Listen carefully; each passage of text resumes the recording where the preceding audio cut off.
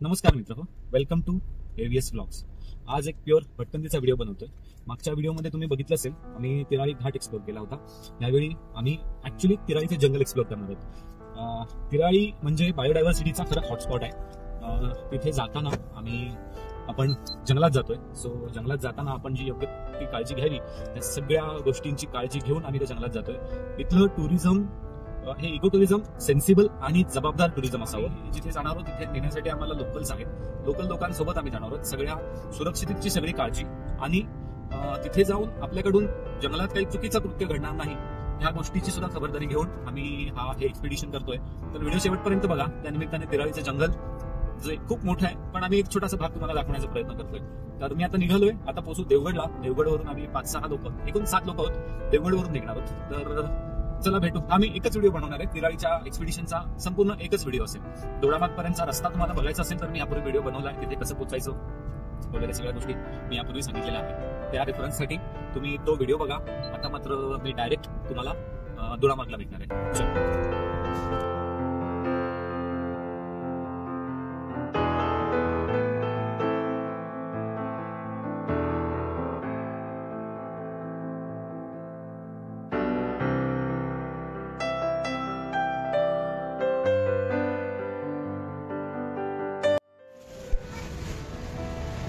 स्वप्नील, स्वप्नील खरेदी केली का?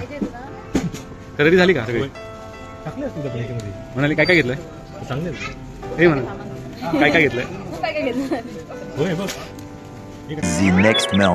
नमस्कार मित्र, आपण आता आहोत घोडकेवाडीमध्ये। इथून जायचंय तिराळी डॅमला आणि डॅम मधून आपल्याला होडीने प्रवास करून डॅमच्या पलीकडे जायचंय। तर जाऊया, प्रवास एन्जॉय करा। दाखवतोय तुम्हाला, हे आहे घोडकेवाडी। इथे काल थांबलो होतो। हे आहे घोडकेवाडीचं घर। इथे थांबलोय आणि आता इथून निघायचंय। हे सगळे ब्रेकफास्ट करतायत।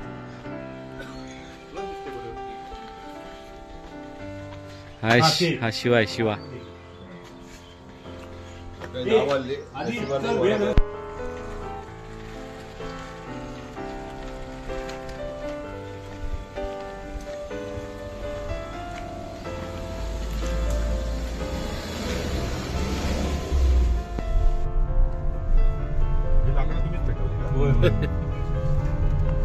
जळकलाकडून बसलेलो हे बघ शिवा पद्या दाखव।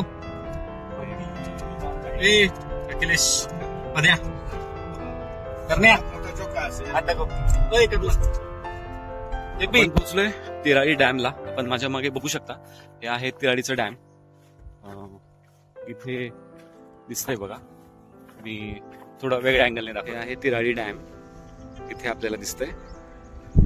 हे पार करून आपल्याला पलीकडे जायचंय होडीने आणि तिथे आपल्याला आजचा दिवस एन्जॉय करायचा आहे। तर हे आपण तिराळीच्या जंगलात आलोय आणि तिराळीच्या भागात टुरिझम प्रमोट व्हावं ह्याच्यासाठी हा प्रयत्न आहे। पण हे इथलं टुरिझम हे जबाबदार असावं, कारण हा सगळा भाग खूप सेन्सिटिव्ह आहे, बायोडायव्हर्सिटीचा हॉटस्पॉट आहे आणि म्हणून ह्या गोष्टी इथे मी मुद्दाम नमूद करू इच्छितो की हे सगळं इथे आपण जे टुरिझम करू हे जबाबदार टुरिझम असावं। गाडी पार्क केली आहे। इथे अजूनही काही गोव्याच्या गाड्या दिसत आहेत, आमच्या आधी आल्यात आणि आम्ही इथे गाडी पार्क केली आहे आणि इथून सामान घेऊन आपल्याला ह्या दिशेने पुढे जायचं आहे, जिथे आपली होडी आहे आणि त्या होडीने आपल्याला पलीकडे जायचं आहे। चलो, पुढचा प्रवास आपण होडीतला बघू।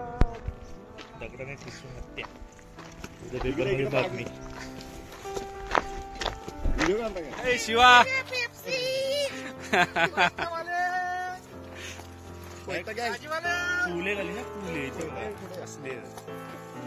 काय घालशील?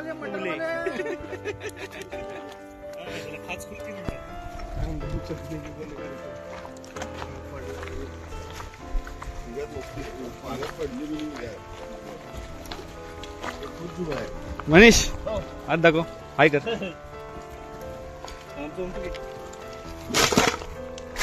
कोयता दाखव, कोयता गँग समोर घ्या। पुण्यातनं डायरेक्ट इकडे आलाय। राक्षस हे कामगार कोल्हापुरात आणले का? हा बिचारा माणूस दारूदार पेप्सी विकतो आणि आपला उदरनिर्वाह चालवतो. आज या जंगलात हत्तींना पेप्सी पाजवायला आलेला आहे.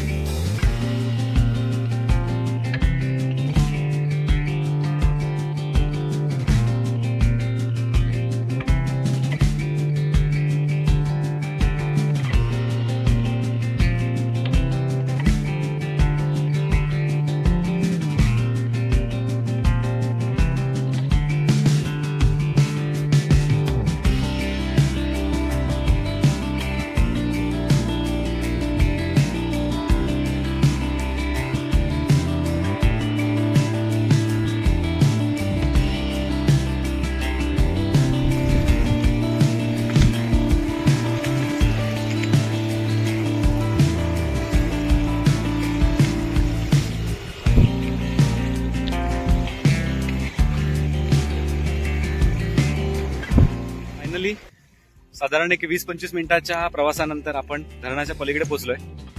ही आहे आपली होडी. मनीषने आपल्याला इथपर्यंत सोडलंय आणि मनीष आता जाणार आहे घरी. साधारण दुपारी 3 वाजता तो आपल्याला न्यायला येईल. इथे आपल्याला आजचा दिवस घालायचा आहे. संपूर्ण दिवस आम्ही आज इथे एन्जॉय करणार आहोत. तर हे आहे तिलारीचं जंगल. इथे आम्ही जातोय. हे अर्थात प्रायव्हेट प्रॉपर्टी आहे. कोर जंगलामध्ये आम्ही जात नाही आहोत. पण ह्या धरणाच्या आजूबाजूचा हा परिसर अतिशय सुंदर आहे. खूप मजा येते, खूप मजा येते. काहीतरी बऱ्याच दिवसांनी ऍडव्हेंचर. हे होडीतनं इथे येणं हे ऍडव्हेंचरच होतं. आणि आपण बघू शकता हे आहे धरण. हे ट्री हाऊस आहे आणि सध्या इथे आमचा बेस ठरलाय. हा आमचा बेस बनवून इथे आम्ही आता जेवणार आणि दुपारी इथून निघणार. हे आहे ट्री हाऊस.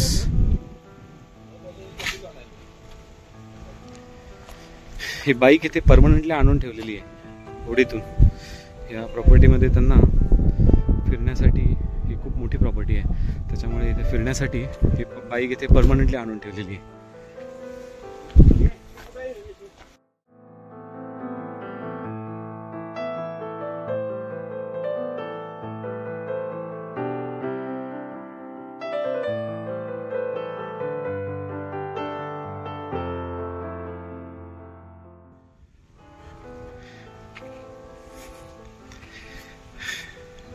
इथे आपला शिवा अतिशय प्रामाणिकपणे काम करतोय. आल्यापासून सगळ्यात पहिल्यांदा कामाला हात कोणी घातला असेल तर शिवाने घातलाय. आल्या आल्या आपली जागा बघितली आणि कामाला सुरुवात केली. शिवाच्या मागे पाणी किती सुंदर दिसतंय बघा. हे खूप सुंदर लोकेशन आहे.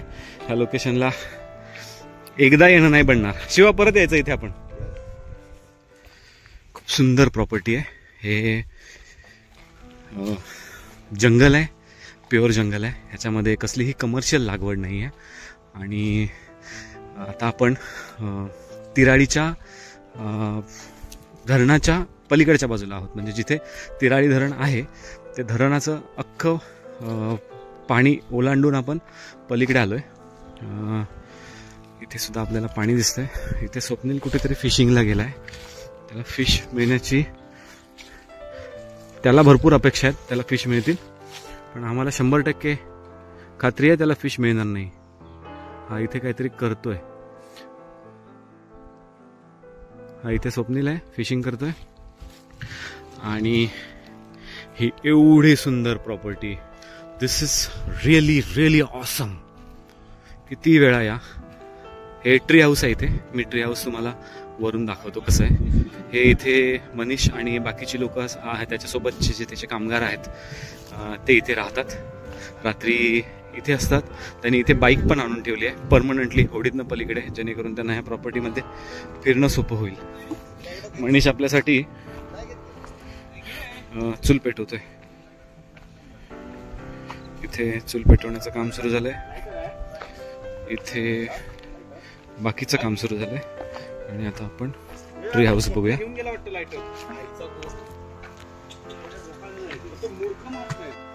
हे आहे ट्री हाऊस.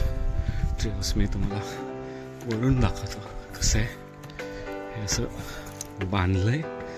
बाजूने संपूर्ण हे ग्रीन कापड आहे. आणि इथे हो वाव, एक नंबर.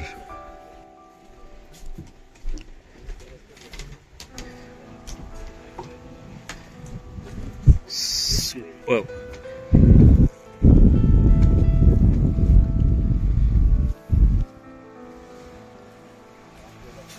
हे असं इथे ट्री हाऊस आहे. इथे आपण रात्री राहू शकतो. मनीष म्हटला होता आम्हाला की इथे आपण राहू शकतो, पण आम्ही म्हटलं नको, आपण बाहेरच थांबू आणि दुसऱ्या दिवशी सकाळी इथे येऊ. तर इथे आता ॲक्च्युली काम सुरू झालं आहे. इथे आग पेटलेली आपल्याला दिसते. इथे केपींनी काम सुरू केलंय. पोद्दारने आपलं काम सुरू. सुंदर जे आपल्याला इथला निसर्ग दिसतोय, इथलं धरण दिसतंय, त्याच्या मागे किती सॅक्रिफायसेस आहेत हे कदाचितच काही ठराविक लोकांना माहिती असतील. हे जे आपल्याला पाणी दिसतंय, ह्या पाण्याच्या खाली 5 ते 6 गाव गेलेत. म्हणजे लोकांनी आपलं राहतं घर, शेती ह्या प्रोजेक्टसाठी सोडावी लागली आहे आणि त्यांचं पुनर्वसन झालं. त्यामुळे या धरणावर, या धरणाच्या पाण्यावर खरा हक्क तिथल्या त्या स्थानिकांचा आहे, बाकी कोणाचा नाही. आम्ही इथे येतो, मजा करतो, पण हे जे दिसतंय ना, हे एवढं सुंदर दिसण्यासाठी ज्या लोकांनी आपलं कित्येक पिढ्यांचं घर, शेती सोडली, त्या लोकांना जेवढे सॅल्यूट करता येतील तेवढे कमी आहेत. इथे जो आम्ही आजच्या दिवसभरात कचरा करणार आहोत ना, त्याच्यासाठी एक गार्बेज बॅग आणली आहे. हा सगळा कचरा आम्ही परत पाठी घेऊन जाणार आहोत. इथे काहीही टाकायचं नाही, प्लास्टिक नाही, काहीच नाही. अगदी फूड पार्टिकल्स जर काही राहिले तर ते आम्ही इथे झाडांच्या मुळात टाकू. अदरवाईज बाकी इथे प्लास्टिक तर काहीच सोडणार नाही असा संकल्प करून इथे आलोय. त्यामुळे तिलारीतलं पर्यटन वाढलं पाहिजे ही गोष्ट खरी आहे, पण ते जबाबदारीने वाढलं पाहिजे हेही तेवढंच खरं आहे. कारण हा खूप सेन्सिटिव्ह भाग आहे. नैसर्गिकदृष्ट्या हा खूपच सेन्सिटिव्ह भाग आहे. इथे आपली चूल पेटली आहे, मनीषने पेटवून दिली आहे चूल. आणि आता इथे मेन कुक हे दोघे दिसत आहेत. हा त्याच्यातला मेन कुकर आहे, हा बसलाय तो. आणि हे उपकुकर, हे हे हे फोनमध्ये बिझी आहेत, हे उपकुकर आहेत.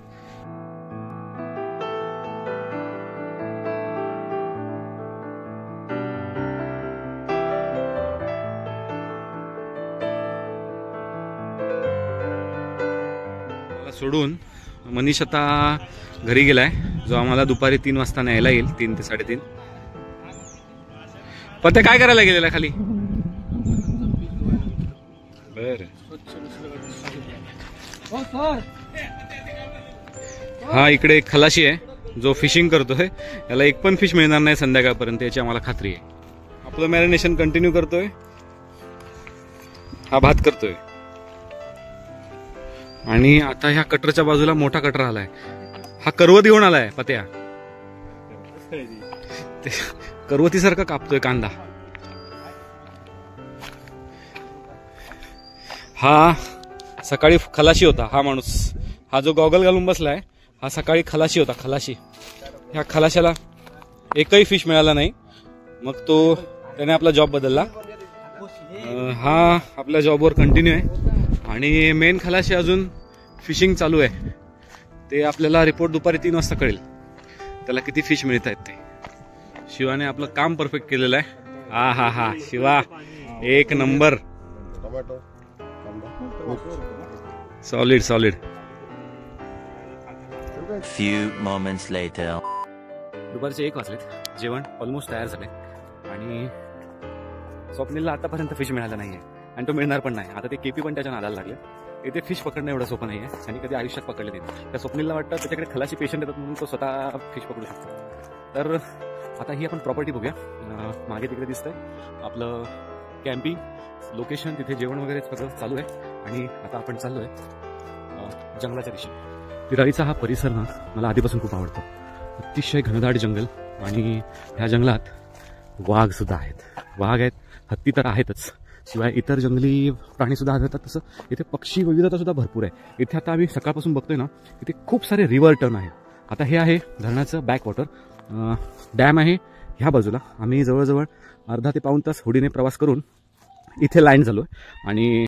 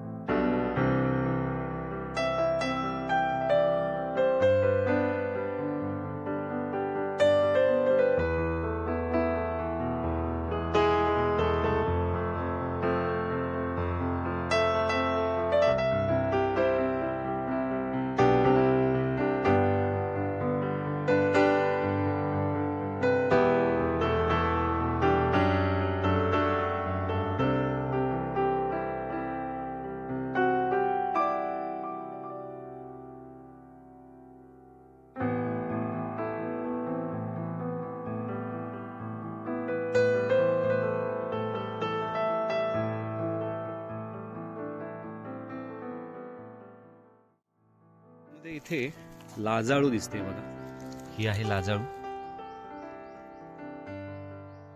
स्पर्श केल्या केल्या त्याची पानं लगेच मिटतात.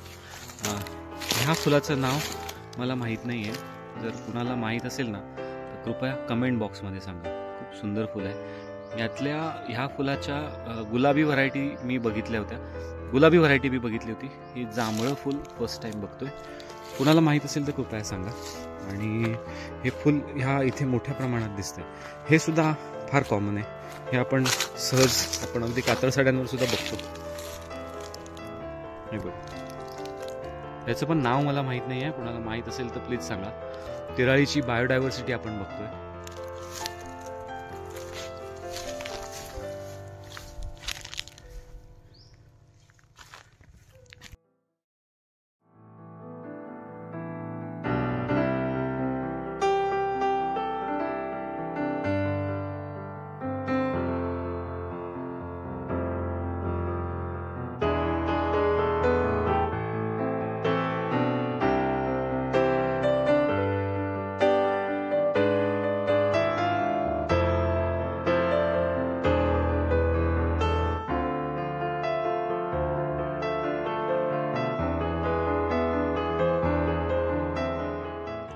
तिराळीत पर्यटनासाठी येताना एका गोष्टीची नक्की जाणीव ठेवा. हा भाग बायोडायव्हर्सिटी म्हणजे जैवविविधता आणि निसर्ग ह्या गोष्टींसाठी खूप सेन्सिटिव्ह आहे. तर इथलं पर्यटन हे खूप जबाबदारीचं असलं पाहिजे. इथे शक्यतो थिल्लरपणा नको. तुम्ही या, इथे निसर्ग बघा. इथे तुम्हाला भरपूर पक्षी बघायला मिळतील.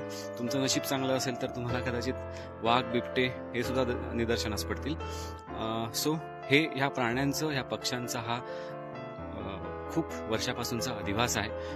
तर तो डिस्टर्ब करू नका. इथे या, इथल्या निसर्गाचा आस्वाद घ्या आणि पुन्हा आपल्या घरी जा. तर हे मात्र नक्की लक्षात ठेवा की तिराळीतलं हे जे पर्यटन आहे हे जबाबदारीचंच झालं पाहिजे.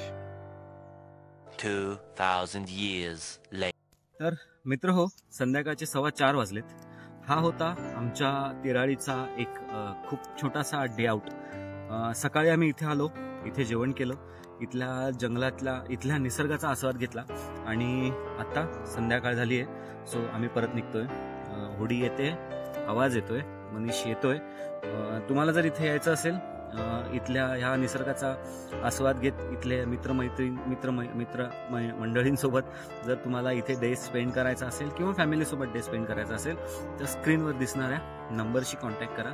मनीष आपला माणूस आहे. मनीष नक्की तुम्हाला इथे काही कमतरता भासू देणार नाही. तर पुन्हा भेटू भटकंतीच्या एका नवीन व्हिडिओमध्ये. तोपर्यंत बाय बाय.